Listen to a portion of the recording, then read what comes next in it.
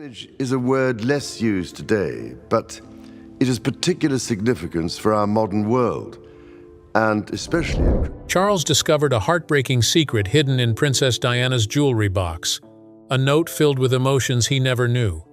The discovery left him devastated and speechless. What did Diana express that affected him so deeply?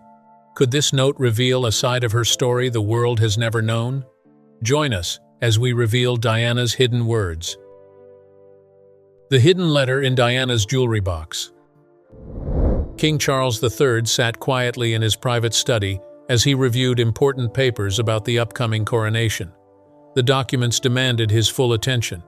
Since the passing of his mother, the responsibility of the crown had become even heavier. The duty was not only physical but also emotional. The weight of leadership rested firmly on his shoulders. To steady himself, he followed his usual morning routine, which often brought him a small sense of calm. A gentle knock came at the door before his private secretary, Sir Clive Alderton, entered the room.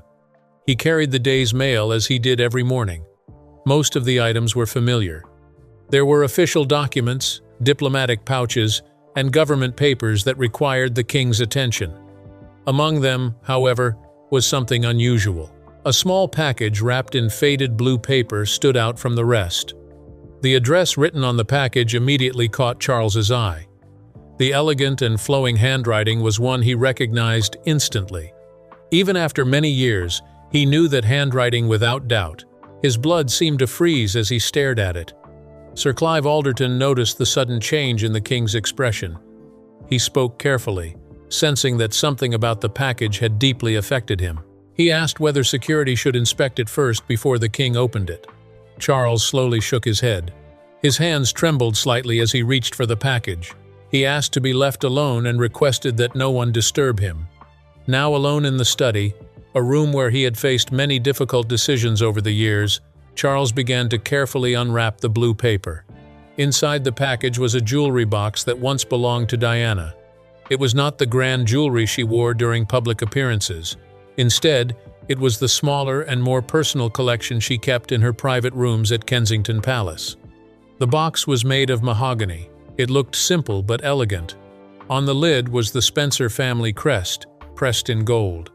Charles remembered the box clearly. Seeing it again after so many years stirred many memories. Attached to the box was an envelope addressed to him. The handwriting was unmistakably Diana's. His heart began to beat faster as he opened the envelope. Inside was a single sheet of cream-colored paper.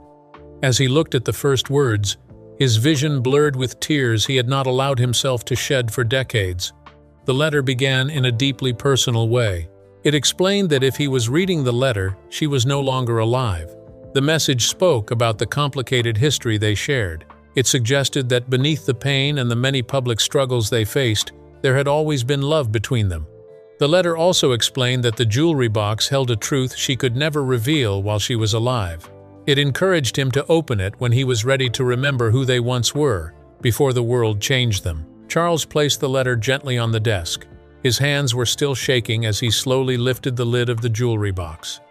A soft fragrance escaped as the box opened. It carried the scent of jasmine and roses, the fragrance Diana had often worn. The familiar smell instantly brought back memories from the early days of their relationship. It reminded him of moments that existed before duty, public expectations, and pressure began to shape their lives. However, it was not the jewelry inside the box that made him stop and catch his breath. Beneath the silk lining was something hidden. There was another note placed beside a small object. Whatever was hidden there had the power to change everything he believed he understood about their marriage and about Diana's death. Charles carefully lifted the second note. This message looked very different from the first. The writing appeared hurried and urgent. The date written on it showed it had been written only hours before Diana left for Paris. In several places, the ink looked blurred, as if tears had fallen on the paper. The message revealed something deeply personal. It explained that before leaving for Paris, she needed to share an important truth. The baby she lost in December 1985 was not from her affair with James. The child had been Charles's. It revealed that the baby had been their third child, a daughter. The words struck Charles with great force. He held tightly onto the edge of his desk as he struggled to steady his breathing. The idea that they had lost a daughter he never knew existed overwhelmed him. The letter explained that Diana had carried this secret alone for more than 10 years. She had kept it during their difficult marriage, during their divorce, and through all the public conflicts and private pain.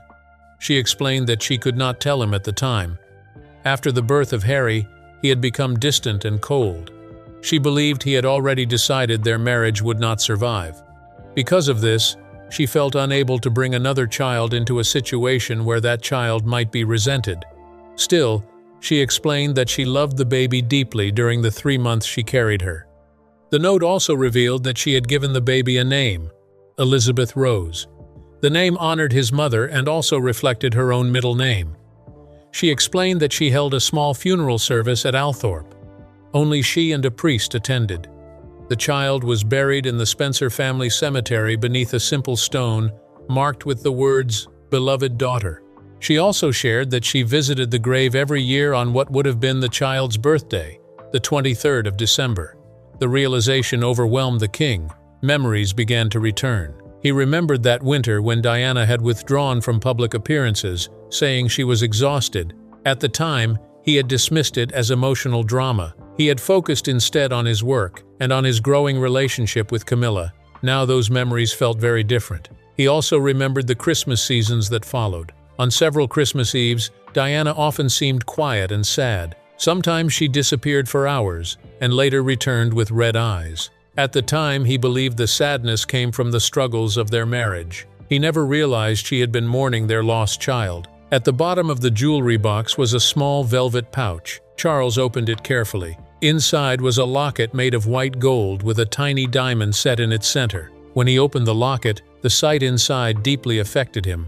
On one side was a photograph of him and Diana taken during their engagement photos. They looked young and hopeful. On the other side was a faded ultrasound image. It clearly showed the small profile of their unborn daughter. Charles held the locket close as tears streamed down his face. He mourned the child he had never known. He mourned the pain Diana had carried alone. He mourned the love that had been lost because of pride, duty, and the heavy demands placed on royal life. As he tried to steady himself, Charles noticed something else. There was still more hidden inside the jewelry box. A private confession. Beneath the spot where the locket had rested lay a thick envelope, labeled in Diana's neat handwriting, "Read this last." With trembling hands, King Charles III unfolded it and discovered what appeared to be a diary entry from the final weeks of Diana's life. The entry began with reflection, "I've been thinking about us again, Charles. About the real us, not the roles we played for the press or the palace. Do you remember that first night at Balmoral before we were engaged? We walked by the lake under the stars, and you told me you were scared of becoming king because you didn't want to lose yourself in the role. I told you I would help you remember who you really were." Charles remembered that night vividly. It had been one of the rare moments he let his guard down with Diana, sharing his deepest fears about duty and destiny. She had taken his hand and promised that she would always see the man behind the crown. The diary continued with Diana's self-reflection. "I failed you, didn't I? I got so caught up in my own pain, my own need to be loved, that I forgot my promise. I fought against you when I should have stood by you. I exposed our private struggles to the world when I should have protected what we had built together." Charles felt a tightening in his chest. These words revealed a side of Diana that the public never knew. She was not the victim portrayed in the headlines. This was a woman taking responsibility, showing a level of self-reflection he had never seen before. "The truth is, Charles, I never stopped loving you. Even when I was with other men, even when I told the world about Camilla, even at my angriest, beneath it all, you were still the man I chose, the man I married, the father of my children." Charles set the pages down, overwhelmed. Diana's private confession told a story far different from the public narrative of betrayal and heartbreak. She had been protecting something, not just herself, but perhaps him as well. "I know about the letters you wrote," she continued. Charles felt his blood run cold. "The ones you wrote after we separated but never sent. Edward found them in your desk and said, 'All those apologies, all those declarations of love and regret. Why didn't you send them, Charles?' Why did we both let pride get in the way of truth? His hands trembled violently. Those letters had been poured out from his heart, full of apologies, confessions, and love. Yet duty and protocol had always held him back from sending them. The diary concluded with a revelation dated just weeks before her death. "I've made a decision. I'm going to end things with Dodie. It was never real anyway. Just another attempt to make you jealous to prove I could move on. But I can't move on from us, Charles. I don't want to." Charles read on, stunned. Diana had laid bare her true feelings about Dodie Fiad and about him. Her words revealed love, regret, and honesty. She had exposed her heart in a way the world never saw, leaving him with a private truth far deeper and more intimate than any public story could convey.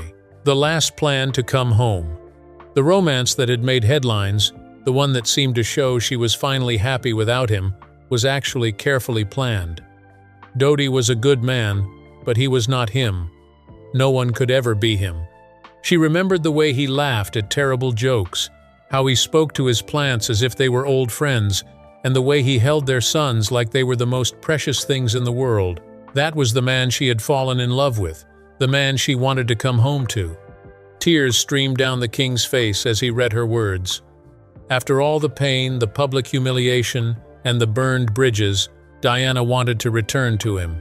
She had been thinking about what they could be if they set aside palace rules and public expectations, not as king and divorced wife, but simply as Charles and Diana, two people who had made mistakes, but never stopped loving each other. Two people who had created beautiful children and could build a beautiful life if they were brave enough to try. Her diary outlined her plans in detail. She intended to end things with Dodie during her trip to Paris, then return to London to arrange a private meeting with Charles. She had even drafted a letter to the Queen, asking for permission to explore reconciliation with her former husband. Diana wrote with painful honesty about Camilla. She had accepted that Camilla would always be part of his life, but she believed what they had shared was real, deep, and worth fighting for. She hoped they could find a way to honor both the past and the future, to build something new from the ashes of what they had destroyed. Charles felt a crushing clarity. Diana had not only planned to come back, but she had also envisioned a fresh start, a chance to rewrite their story and become the couple they were meant to be. But she never got the chance to make that call, schedule that meeting, or deliver that letter. The Paris trip, meant to close one chapter and start another, became the final page of her story. The next diary entry was dated August 30th, 1997, the night before the crash. Through his tears, Charles read her last written words, revealing the depth of their missed chances. She had picked up the phone 3 times, almost calling him to share her decision to come home. But each time, she lost her nerve. She wondered if he had moved on, if he no longer wanted her back, or if she had hurt him too much to be forgiven. Charles remembered that night vividly. He had been alone in his study at Balmoral, staring at the phone, unsure if he should call her. He had seen reports of her Paris trip with Dodie and the photos in the papers. His heart ached with jealousy and regret. He, too, had picked up the phone several times, wanting to tell her how he felt, wanting to fight for their marriage one last time. Diana's diary reflected on their wedding day, not the public celebration, but the private moment they had alone in the vestry after the ceremony. They had shared only 3 minutes before being rushed away for photos. In that brief moment, he had held her hands and celebrated their union. It had been the most genuine, honest moment of their wedding, the only time they truly felt like partners rather than performers in a royal play. She wrote about wanting that feeling again, the sense of being a team, facing the world together instead of apart. She knew it would not be easy. The press would oppose them, the palace would resist, but their sons deserved to see their parents genuinely happy, not pretending for the cameras. Her diary detailed concrete plans for reconciliation. She intended to move back to England for good, giving up her travels and high-profile relationships. She wanted to collaborate with Charles on charitable causes, including his environmental work and her humanitarian efforts. Most of all, she wanted to be a family again, not for appearances, but for themselves and their sons. The truth behind her Paris trip. Inside the envelope was a letter that revealed the real reason behind Diana's last trip to Paris. It was something no one had ever known. She addressed it to Charles. She explained that if anything happened to her in Paris, he needed to understand that the trip was not what it seemed. Yes, she was with Dodi, but not for the reasons the press believed. 3 weeks earlier, Diana had received information about their daughter, Elizabeth Rose. Someone knew about her, about the miscarriage that Diana had never told Charles. This person was threatening to reveal everything unless Diana disappeared from public life for good. The letter made it clear that her actions in Paris were not about love or escape. They were a desperate attempt to protect the family's deepest secret from being used against them. Charles's hands shook as he read the words. Diana's final trip was not a romantic getaway. It was a mission. Someone claimed to have medical records from the private clinic where she had been treated after losing Elizabeth. Records that should have been destroyed. They demanded that Diana withdraw from public life and stop her humanitarian work. Their goal was to make her irrelevant. If she refused, they would expose the pregnancy, the loss, and the fact that Charles had never known. The narrative they planned would paint him as cold and uncaring, a husband who turned away when his wife needed him most. With every word, Charles began to understand the true weight of Diana's final months. They were not about moving on. They were about protecting him, shielding the monarchy, and safeguarding their sons from a scandal that could have destroyed everything. She had told them she needed time to consider their demands. Diana explained in the letter that Paris was her cover. It was a place to think, to plan, and to protect what they had built, even if it was not perfect. While she was away, she had been secretly working with palace security, trying to find the person who had leaked her medical records. She believed the threat came from inside the establishment, someone determined to silence her. She admitted that Dodi knew nothing. He believed their time together was real. She hated deceiving him, but every moment she spent with him, her thoughts were with Charles. She thought about coming home, about fighting the threat together. Charles wept as he read. Diana had not passed away chasing love. She had passed away defending her family. The letter made clear the magnitude of her courage. She faced threats that could have destroyed everything she cared about. Her final actions were meant to protect her children, her husband, and the monarchy. Her every decision in Paris had been calculated to shield her family from harm. In the closing lines, Diana asked Charles to remember her true self. She wanted him to tell William and Harry that she had loved their father until the very end. She wanted them to understand that her heart had never stopped caring for the family she had built. Charles sat in silence, broken by the weight of her words. He realized that Diana had carried the burden of a secret that could have ruined them all. She had not simply been a woman in a foreign city. She had been a mother, a wife, and a protector, trying to outsmart a danger that came from within their own walls. The final pages of Diana's hidden papers revealed the most heartbreaking truth.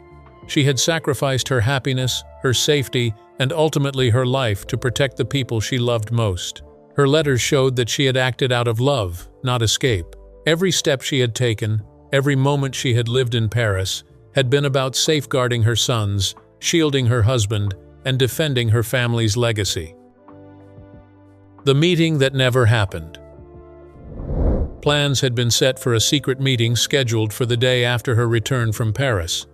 It was meant to be private, a quiet reconciliation arranged away from palace rules and protocols. Among the documents Charles discovered were copies of letters Diana had written to trusted contacts. Every letter was carefully crafted to organize the meeting in complete secrecy. One note read, September 1st, 1997, 3 p.m., Private Chapel, Windsor Castle. Sir Robert Fellows has agreed to facilitate. Charles has been informed privately and has agreed to attend. No staff, no security, no records. Just us. Charles felt his heart skip at the thought. Sir Robert, his brother-in-law and the Queen's private secretary, had indeed reached out in late August about a personal matter that required Charles's presence, but the meeting never happened.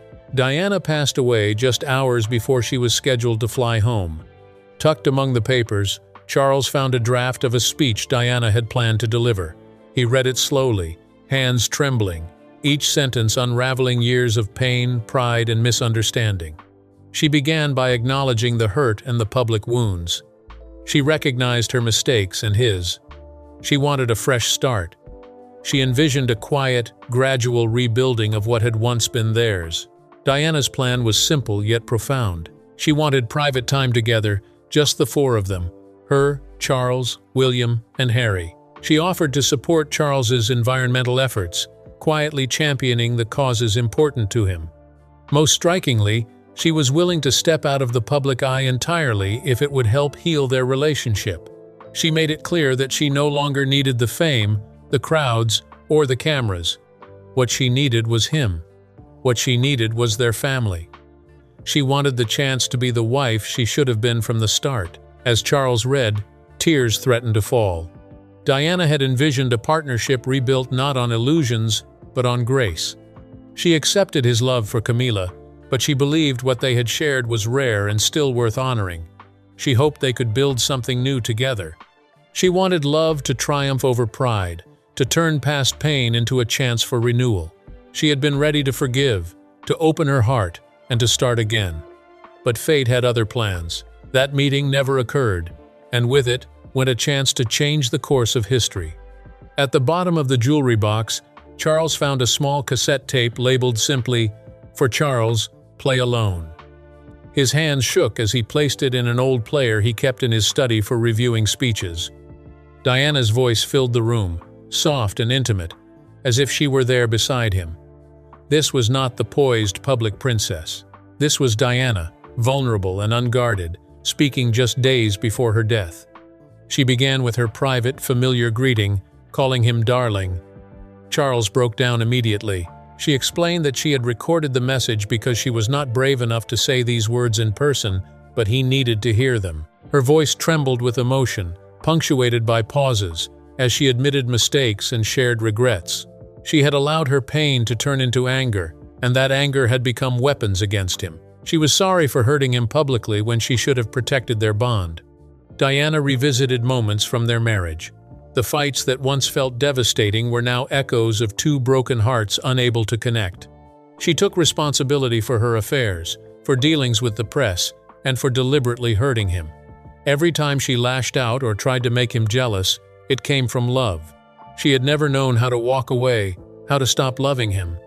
She spoke of quiet mornings at Highgrove, Charles reading to the boys, and small moments of laughter that had been lost beneath duty and headlines.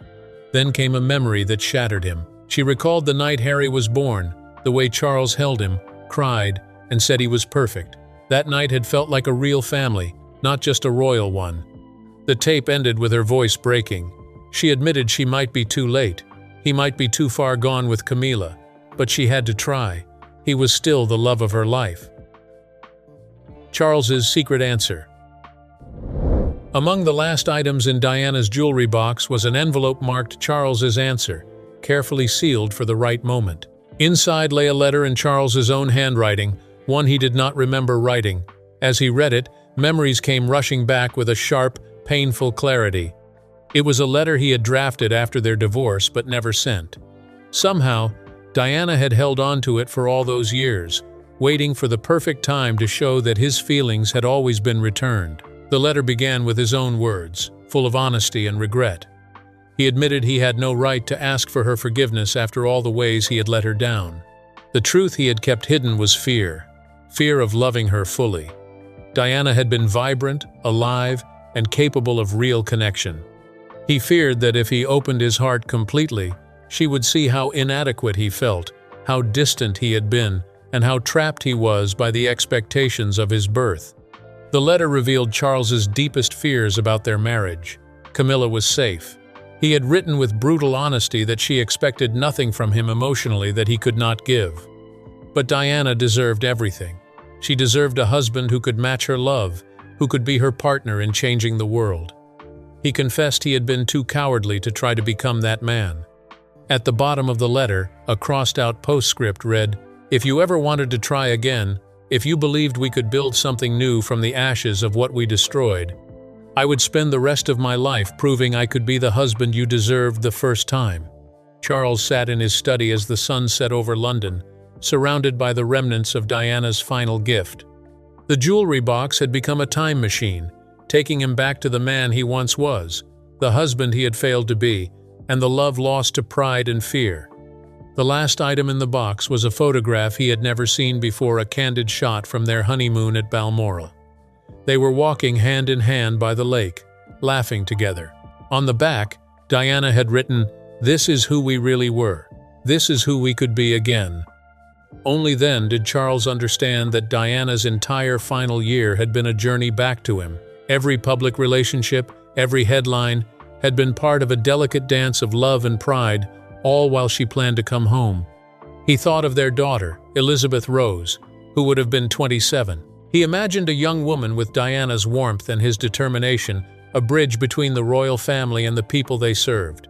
As darkness fell, Charles made a decision to honor Diana's memory. He would establish a private foundation in Elizabeth Rose's name, supporting mothers who had experienced pregnancy loss. Carefully, he returned all of Diana's letters, recordings, and photographs into the jewelry box. This would become his most treasured possession, proof that their love had been real, worth fighting for, and capable of surviving even their deepest mistakes. Preparing to leave his study, Charles whispered to the empty room, expressing what he had never said. If Diana had made it home, he would have said yes. He would have tried again. The words that had been trapped by pride for 27 years finally found their voice, echoing through a room filled with memories, regrets, and a love that would outlast crowns and kingdoms. The truth about Charles and Diana's relationship was far more complicated and heartbreaking than the world ever knew. Diana's final gift was not just jewelry, it was proof that their story had not ended with divorce. It had been moving toward reconciliation until tragedy struck. The king's tears were not only for what was lost, but also for what might have been, a second chance, a renewed partnership, and a love strong enough to overcome pride and past wounds. Charles learned that Diana had carried their deepest secrets alone, the loss of their third child, the threats that forced her to Paris, and, most heartbreakingly, her plan to come home to him.